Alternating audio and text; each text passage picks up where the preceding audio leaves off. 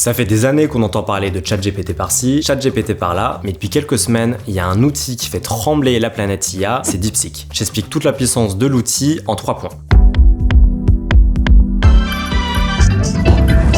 Premièrement, sa puissance. DeepSeek, c'est un outil de chatbot qui est relativement similaire à ChatGPT. Et quand on compare les deux outils sur des questions de réflexion, comme des problèmes de maths, du codage ou des questions de connaissances, on obtient des performances qui sont relativement similaires, voire même supérieures côté DeepSeek. Sauf que deuxième point, DeepSeek est beaucoup moins onéreux que ses collègues. L'application chinoise aurait coûté seulement 6 millions de dollars à être produite face aux 3 milliards de dollars qui ont été investis par OpenAI depuis le lancement de ChatGPT. Même si ces derniers jours, ce chiffre de 6 millions de dollars est de plus en plus remis en question par les experts de l'IA. Et puis troisième point, si DeepSeek est si puissant, c'est qu'il a été créé en open source. Ce qui veut dire que n'importe quel utilisateur peut s'approprier le logiciel, l'améliorer, le modifier et ensuite le repartager aux autres utilisateurs. Donc en bref, DeepSeek c'est un vrai raz-de-marée. L'application elle caracole en tête des téléchargements de l'App Store depuis plusieurs jours. Et forcément derrière tout ça, il y a des ambitions politiques chinoises. Et d'ailleurs, si on demande à DeepSeek son avis sur la politique du gouvernement chinois actuel, on obtient une drôle de réponse.